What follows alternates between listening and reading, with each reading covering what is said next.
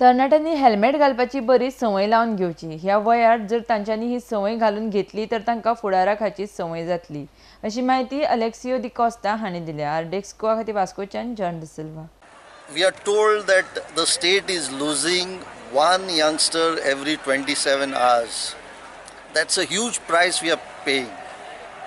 And why are we losing the youngsters is because of negligence on their part. Simple thing like wearing a helmet, riding a bike properly, following traffic rules. And we need to put in a sense of civic sense in this youngster's mind.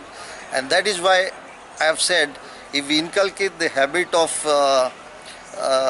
making them hate plastic at this age, they will always carry on with this habit and make this the environment very friendly for their survival.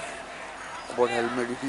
And about helmet, it is for their own safety and it is a requirement.